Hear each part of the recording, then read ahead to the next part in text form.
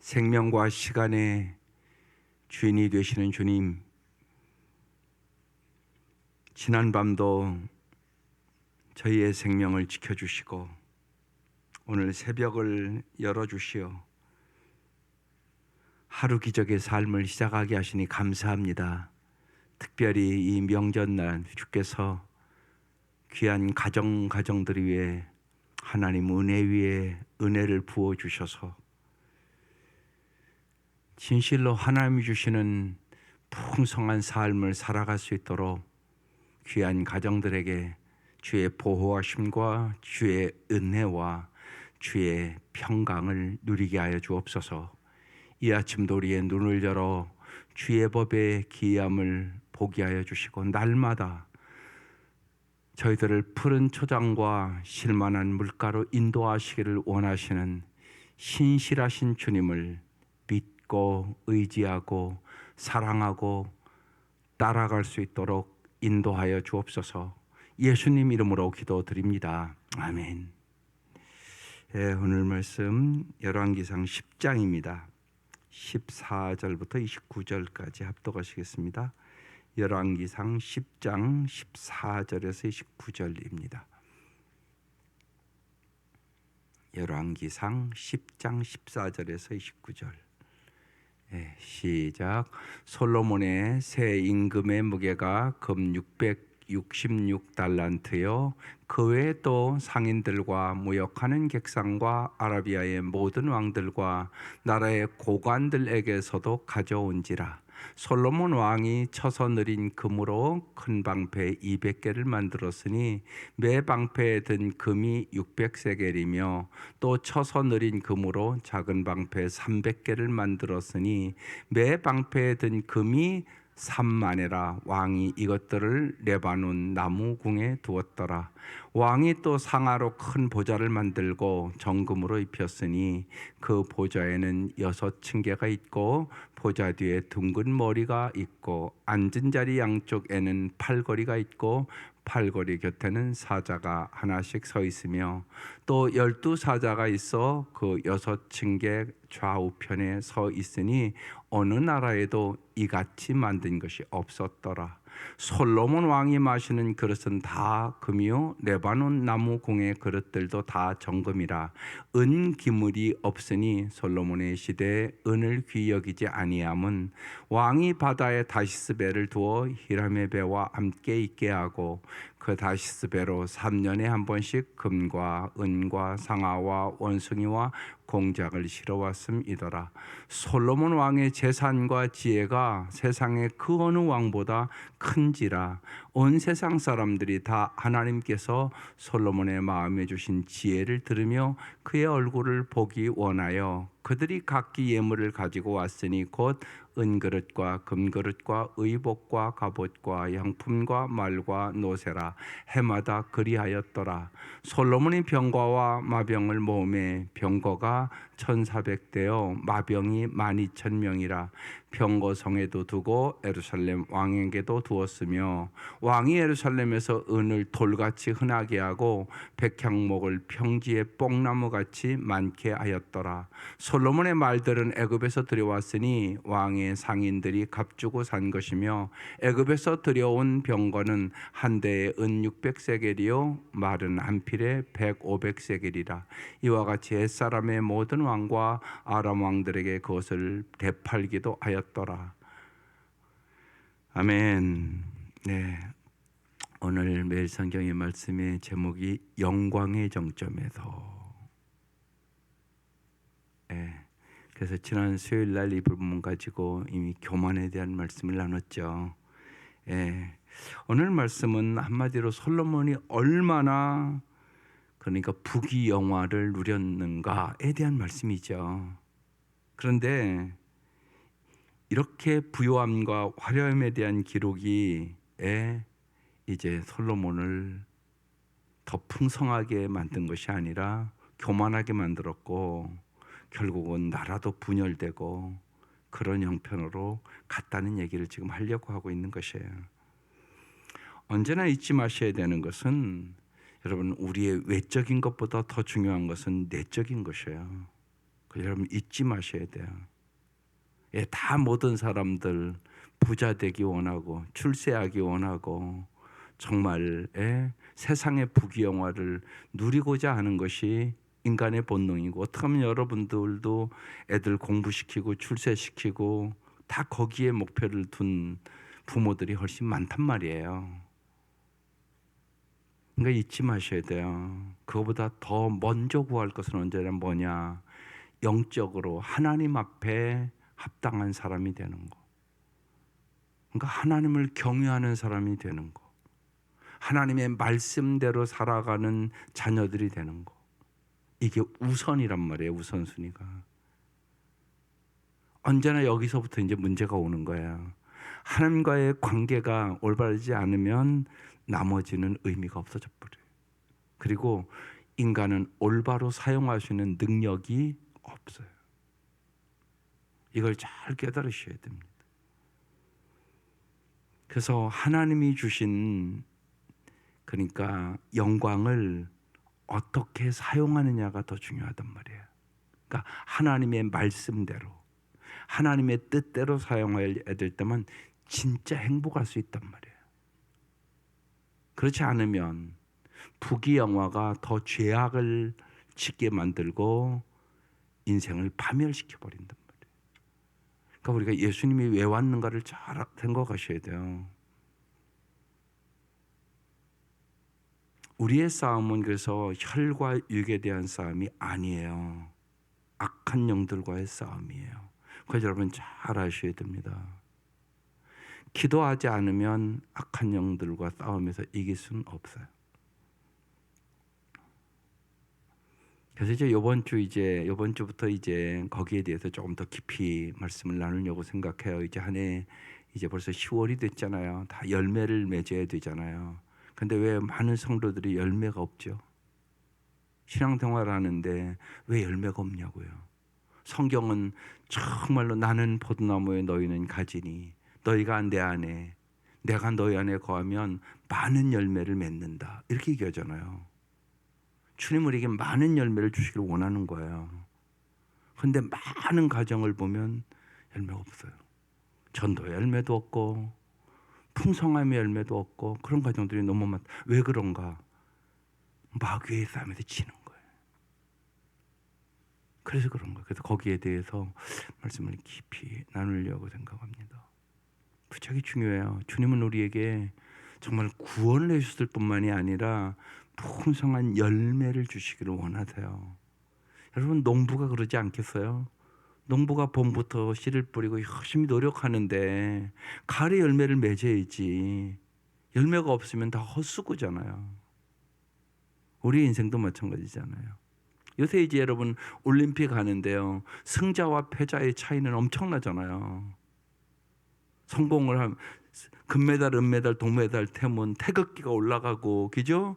국가가 퍼지고 그러잖아요. 그러나 그렇지 않은 사람은 이름도 모르잖아요, 우리가요. 여러분 하늘나라의 상급을 사모해야 돼요. 이게 엄청나게 중요해요. 하나님 우리에게 열매 맺고 상급 주시기를 원하시는 거예요. 그래서 오늘 이 기록하는 이유가 있는 거예요. 예. 이전에도 얘기했지만 우리가 이제 왕 중에 사울 왕은 무심으로 하나님을 섬겼던 사람이에요. 자기 영광만을 구하다가 인생을 끝났어요. 그리고 주님의 말씀대로 행하지 않으므로 하나님께서 버렸다고 써 있단 말이에요. 다윗은 전심으로 예수를 믿었던 사람이에요. 그래서 성경은 계속 그 얘기하는 거예요. 솔로몬에게도 네 아버지 다윗같이 하면 내가 왕위를 견고하게 하고 복을 줄게. 이렇게 얘기하는 거예요. 다윗은 전심으로. 이 솔로몬은 초기에는 막 1,000번제를 드리고 전심으로 섬기다가 중간에 바뀌었어요. 하나님을 전적으로 의지하지 않고 군사력을 의지하고 사람을 의지하고 그렇게 바뀌어버렸어요. 그래서 반심으로 하나님을 섬기다가 결국은 나라도 분열되고 그랬단 말이에요. 오늘 그래서 이 얘기가 이제 오늘 이 14절부터 여기 17절까지 처음부터 그러잖아요. 솔로몬의 새 입금의 무게가 금 666달란트요. 그러면서 솔로몬에게 금이 얼마나 많았는가를 쭉 기록해 있어요. 또 이 18절 이하부터는 금을 입힌 상화 보좌를 얼마나 화려하게 만들었는가를 또 쫙 기록해 있어요. 쭉 내려가서 무역과 종으로 얻은 이제 진기품을 얘기하는데, 특별히 여기 이제 23절 보면 이렇게 써 있잖아요. 솔로몬 왕의 재산과 지혜가 세상의 그 어느 왕보다 큰지라. 이렇게 써 있어요. 이 말씀을 잘 생각해 보세요. 이미 열왕기상 3장에 약속을 했어요. 솔로몬이 백성을 잘 다스리는 일천 번째 드리고 나니까 내가 무엇을 해줄 거 이렇게 물어보잖아요, 하나님이요. 그러니까 백성을 잘 다스리시는 듣는 마음, 지혜를 달라고 기도하거든요. 그러니까 하나님이 마음에 꼭 들었다고 말씀하세요. 그리고 네가 구하지 않은 부귀영화도 주겠다고 말씀하세요. 그 약속을 정확하게 하나님 지키신 거예요. 그때 그랬거든요. 모든 왕보다, 어느 왕보다 내가 너를 크게 해주겠다고. 근데 여기 써 있잖아요. 솔로몬 왕의 재산과 지혜가 세상에 그 어떤 왕보다 큰지라. 하나님은 어떤 분? 하나님이 신실하신 분. 하나님 반드시 약속을 지키시는 분이세요. 하나님은 한 번도 시건하신 적이 없다고 성경은 써 있어요. 그러면 우리가 해야 될 일이 있죠. 뭐냐면요, 언제나 반드시 말씀을 붙잡고 기도하세요. 이게 중요하단 말이에요. 이게요, 말씀을 붙잡고 기도하라. 왜? 말씀대로 이루시니까. 많은 경우 여러분, 우리가 변하지 않는 이유 중에 하나가 말씀을 붙잡고 기도를 안 해요. 내 소원만 아래요. 그러니까 안 변하는 거예요. 반드시 주일날 말씀을 들으셨으면 그 말씀을 붙잡고 기도할 줄 아셔야 돼요. 새벽에 말씀을 들어도 먼저는 뭐냐? 우리의 필요한 거 구해야죠. 약한데 우리가 어떻게 안 구하겠어요? 그렇지만 언제나 먼저 말씀 앞에 나 자신을 비춰보고 말씀을 붙잡고 기도해야 되고요. 말씀을 들을 때 내가 회개할 것이 있으면 회개하는 게 우선이에요. 더러운 그릇에 부어줄 수는 없어요. 반드시 심령이 깨끗한 자는 복이 있나니 하나님을 볼 것이며, 또 정말 하나님 우리에게 복 주시기를 원하시는데, 구약에는 여러분 여러 가지 물질의 복을 많이 얘기합니다. 근데 신약에 딱 들어가면 다르게 얘기해요. 더 영원한 복을 예수님이 우리에게 가르쳐 주세요. 예를 들면 산상수훈 8복, 거기에 물질의 복은 한마디도 안 해요. 근데 우리는 너무나 물질적인 복만을 구한단 말이에요. 심령이 가난한 자가 복이 있나니, 애통하는 자는 복이 있나니, 의에 줄이고 목마른 자는 복이 있나니, 화평케 하는 자는 복이 있나니, 마음이 깨끗한 복이 있나니, 이런 복을 얘기하잖아요. 이건 영원한 복을 얘기하는 거예요. 그런데 많은 성도들이 그 복을 안 구해요. 여러분, 그 생각을 잘 하셔야 돼요. 정말 이 명절에 우리가 복의 통로가 돼야 되잖아요, 부모로서. 그럼 우리가 뭘 구해야 되겠어요? 그 생각을 여러분 잘하고, 온 가족들이 모이는 때니까 정말 하나님을 경외하는 복을, 하나님의 말씀에 순종하는 복을 얻으셔야 되는 거지. 하나님은 신실하신 분이다. 그리고 정말로 참된 복은 하나님이 주시는 것이에요.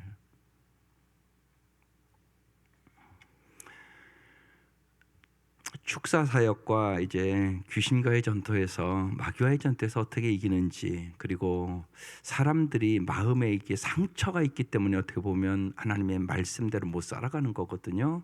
이제 그걸 이렇게 연구해 보면, 성경을 전체적으로 보면 네 가지 영적인 원리가 있어요. 모든 문제의 원인은 성경의 네 가지 법칙에 귀속됩니다. 네 가지가 엄청나게 중요한 일이에요. 한번 깊이 말씀을 나눌 텐데, 그걸 간단하게 이제 오늘 추석 명절이니까 정리를 해보면, 첫 번째 중요한 것이요, 특별히 이제 인간관계에 대해서 먼저 말씀을 그것만 드릴게요. 오늘은요, 부모 공경의 원리가 엄청나게 중요해요. 신명기에도 써 있고 우리가 신약에도 에베소서 6장에 써 있단 말이에요. 내 부모를 공경하라, 내 부모에게 순종하라. 이것이 네가 땅에서 잘 되고 장수하고는 비결이다 이렇게 써 있단 말이에요. 자녀가 잘 되기를 원하면 뭐 해야 된다고요? 부모에게 공경하고 순종해야 돼요. 이게 법칙이에요. 그렇지만 하나님 복을 주지 않아요. 근데 이게 너무 깨졌단 말이에요. 지금요. 아이들이 부모의 말씀에 순종도 안 하고, 예, 그런 복을 못 받아요. 여러분 생각해 보세요. 부모를 예를 들면 부모의 말씀에 순종하고 공경하지 않는 사람이 어떻게 하나님을 잘 공경하겠어요? 육신의 부모의 은혜도 모르는 사람이잖아요. 어떻게 보면 부모의 은혜도 모르는데 조금만 깊이 생각해 보면 자기를 가장 사랑하고 정말 가장 희생한 사람이 세상에 누구겠어요? 부모잖아요, 진짜. 근데 부모의 은혜도 모르는데 무슨 하나님의 은혜를 알겠어요? 그건 말이 안 되는 소리란 말이에요. 그러니까요, 네 가지 영적인 원리 중에 제일 중요한 1원리가 부모 공경이에요. 그래야 땅에서 잘 되고, 신명기에도 그렇게 써 있고 에베소에도 그렇게 써 있어요. 그러니까 여러분 자녀가 잘 되기를 원하면 부모를 공경하고 부모의 말씀에 순종하는 법을 가르치셔야 돼요. 이게 원리예요, 원리. 두 번째 원리는요, 그러니까 비판하지 말라는 원리예요. 우리를 판단하시는 분은 오직 하나님이 돼요.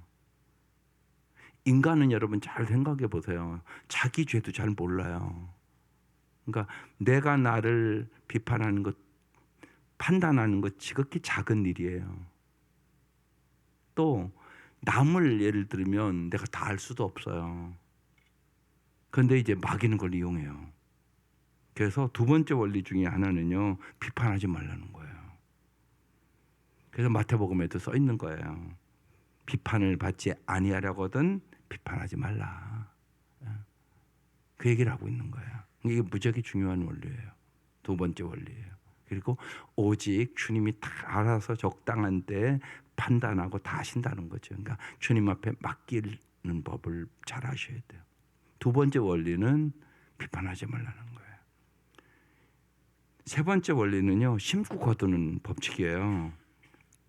여러분이 갈라디아서 6절에 보면 심는 대로 거둔다는 말은 다 알잖아요. 심는 대로 거두죠. 콩 심으면 콩 나고 팥 심으면 팥 나고 다 아시잖아요. 그러니까 육체를 위하여 심는 자는 그건 썩어질 것을 거둬요.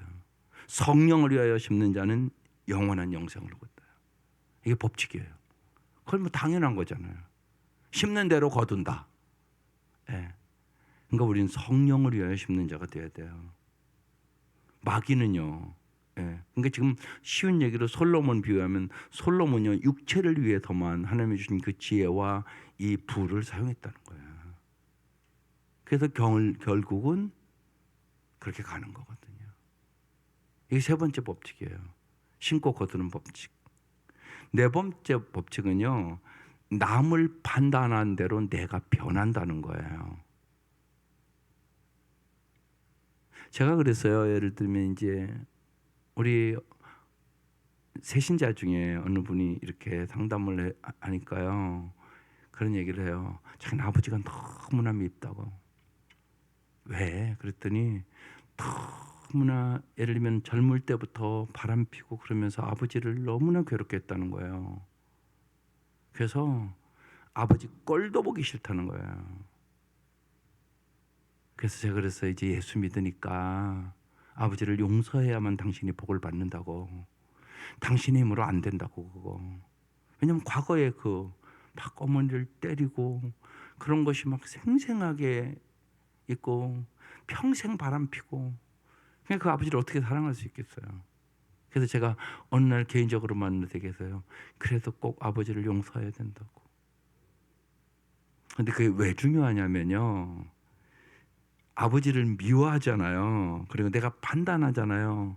그러면요, 마귀가 그거를 뚫고 들어와요. 그리고 그의 그 아들의 그 마음도 다 황폐하게 만들어버려요. 그래서 아들도 복을 못 받아요. 그래서 제가 간절히 부탁을 했죠. 꼭 기도하고 십자가에 하나님이 나를 어떻게 용서해 줬는가를 깊이 잡고 기도하면서 꼭 아버지 용서하라고.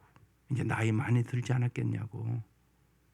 그러면 아버지도 사람인데 깨닫는 것이 있고 회개하게 되고 아버지도 그래야 예수 믿을 수 있다고. 이건 영적인 전투라고. 여러분이 이 네 가지가 엄청나게 중요한 원리예요. 이게 성경 전적으로 이게 그래서 이름이 사영리, 네 가지 영적인 원리다. 그래서 부모 공경의 원리, 또 판단 원리, 심고 거두는 원리, 남을 판단한 대로 내가 변한 원리. 이게 성경 전체적으로 인간관계 속에서요 무지하게 중요한 원리입니다. 이걸 어기잖아요. 그러면 하나님의 은혜와 축복이 임하지 않아요. 잘 이 명절 여러분 잘 깨달을 수 있기를 바라요. 여러분이 명절이 되면 다 모이니까 자녀들도 또 멀리 살던 자녀들도 여러분 어떤 정말 복 받는 얘기를 해줄까를 잘 생각해야 돼요. 그 지혜가 필요합니다. 지혜롭게 잘 얘기하고 간절히 붙들고 기도하고. 근데 기도도 올바로 해야 된단 말이에요. 무조건 복 받는 게 아니잖아요. 내가 무조건 복 달라고 복 받는 게 아니라고. 말씀대로 살아야 복을 받는다고. 그러니까 말씀을 붙잡고 기도해야 되고 그렇게 말씀대로 이렇게 살아야 복을 받는다는 얘기를 해줘야죠. 복 받는 원리를 가르쳐 줘야 된단 말이에요. 그게 중요하단 말이에요. 왜? 마귀가요 우리를 죽이고 멸망시키려고 가진 수단과 방법을 다 써요. 그걸 우리가 알아야 되는 거죠.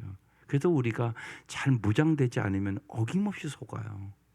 그래서 많은 기도인들이 능력 있는 삶을 못 사는 거예요. 그 뒤에는 마귀의 역사가 있는 거죠. 여러분 그걸 잘 깨달으셔야 됩니다.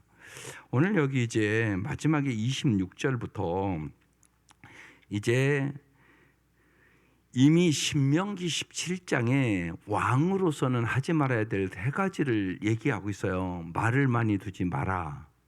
그리고 아내를 많이 두지 마라. 또 금을 많이 두지 마라. 이 세 가지를 명확하게 이 특별히요 이 열왕기상은요 신명기적 사관을 가지고 기록한 책이에요. 이게요. 그래서 신명기 말씀과 아주 연관이 됩니다. 그런데 신명기에 정확하게 써 있는 거예요. 왕은 세 가지. 그런데 여기 딱 세 가지가 써 있어요. 26절 솔로몬이 병거와 마병을 모음에 병거가 1,400대여 마병이 12,000명이라 병거성에 두고 예루살렘 왕에게도 두었으며. 그러니까 이 말은 이 시대의 군사력을 얘기하는 거예요. 승리를 하나님이 준다고 생각해야 되는데 군사력이 준다고 생각을 하는 거예요. 솔로몬이 지금 하나님을 전심으로 의지하지 않고 바뀌는 얘기를 하고 있는 거예요. 여러분 언제나 잊지 마셔야 돼요. 돈을 의지하지 말아야 되고요. 사람을 의지하지 말아야 되고요. 세상의 권력을 의지하지 말아야 돼요. 여러분 안 그런 것 같지만 사람들 잘 보세요. 높은 사람에게 굽신굽신하는 사람이 더 많고 높은 사람에게 비유 맞추려고 하는 사람이 더 많죠. 하나님 비유를 맞추셔야 된다고. 그래서 언제나 하나님의 마음을 알고 어떻게 하면 하나님 마음에 들을까 이 생각을 해야 돼요. 근데 아니거든요. 의지하지 않는 게 아니에요. 내가 사람 비유를 자꾸 맞추려고 한다. 이 사람은 사람 의지하는 사람이에요. 그런데 그러기가 쉬운 거예요. 솔로몬이 이렇게 권력을 가졌음에도 불구하고 지금 군사력을 내가 늘려야 되겠다. 하나님을 전심으로 의지해야 되겠다. 이래야 되는데 군사력을 늘려야 되겠다. 지금 이라고서 이제 말들을 모은다고 지금 얘기하는 거예요. 또 27절 왕이 예루살렘에서 은을 돌같이 흔하게 하고 백향목을 평지에 뽕나무같이 많게 하였더라 그랬어요. 하나님은 금을 많게 하지 말라고 그랬단 말이에요. 그런데 많게 했다고 써 있단 말이에요 지금. 그러니까 여러분 우리로 얘기하면 돈 많게 하려고 노력 많이 하잖아요. 여러분 잊지 마셔야 돼요. 하나님보다 돈을 의지하는 그 순간 우상숭배자로 가버려요. 성경은 끊임없이 얘기해요. 여러분. 그래서 여러분 자녀들도 여러분 잘 보셔야 돼요. 예. 저는 그래서 이제 청년들은 이제 결혼 교육 시킬 때 그런 거예요.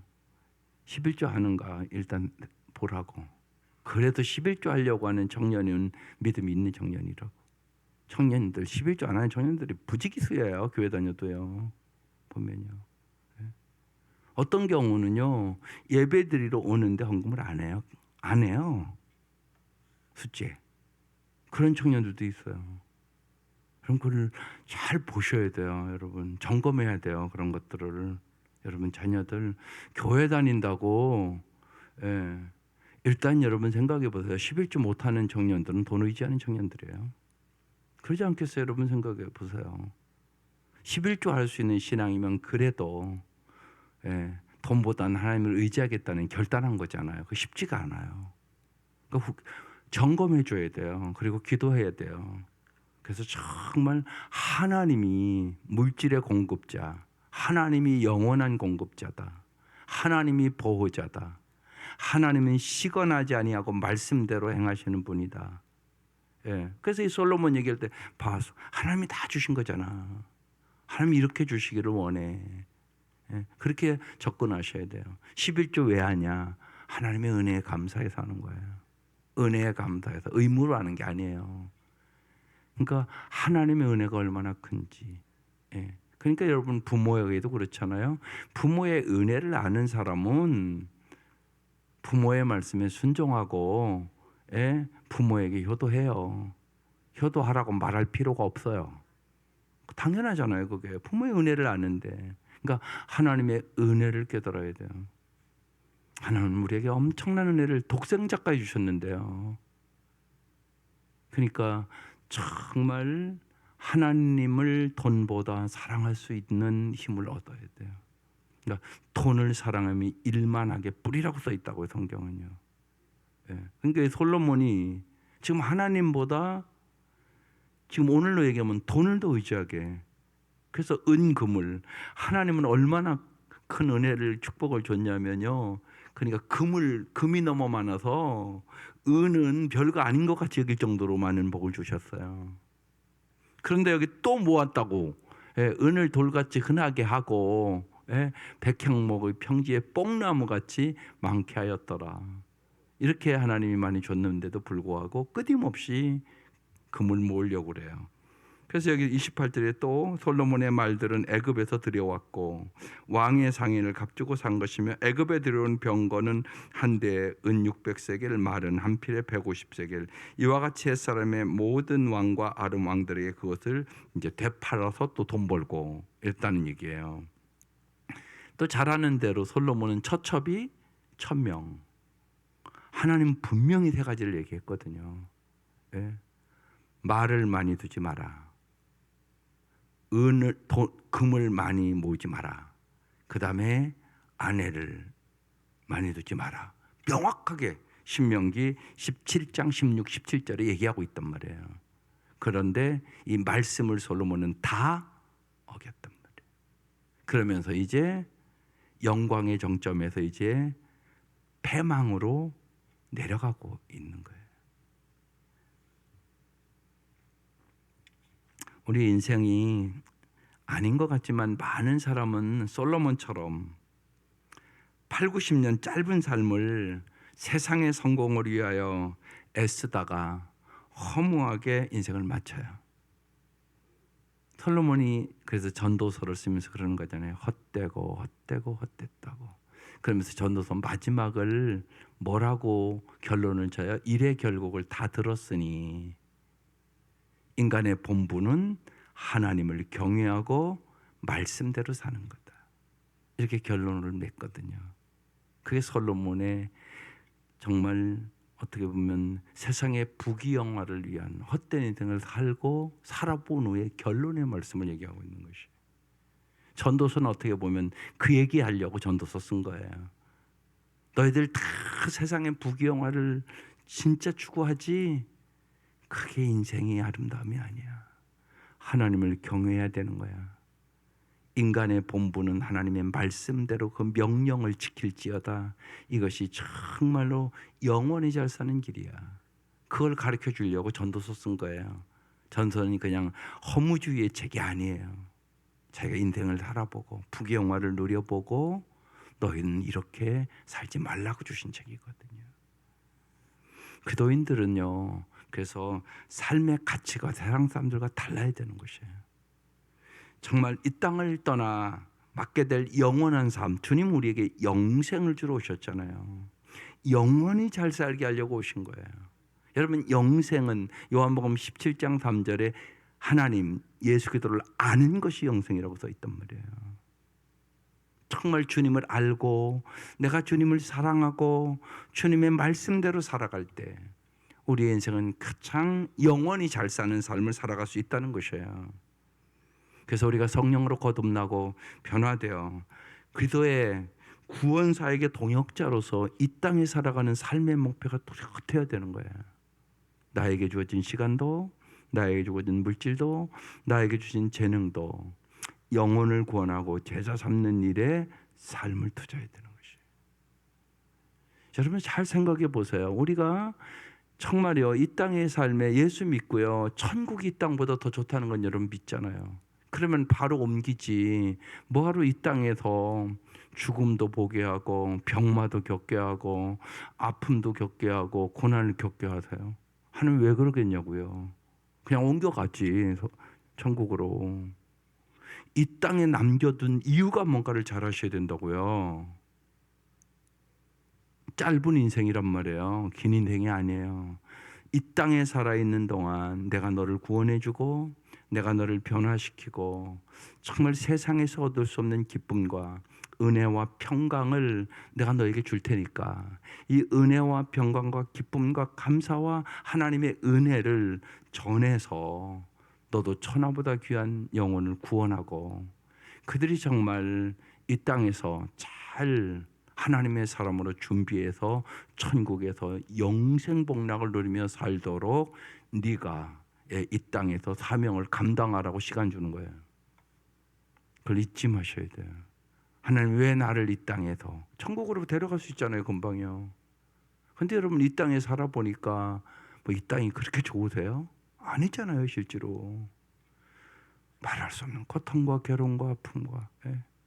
제가 어제 잠깐 텔레비 보니까 그 KBS 1TV에서 그러니까 아들을 잃은 부모 해가지고 이렇게 다큐멘터리로 하더라고요.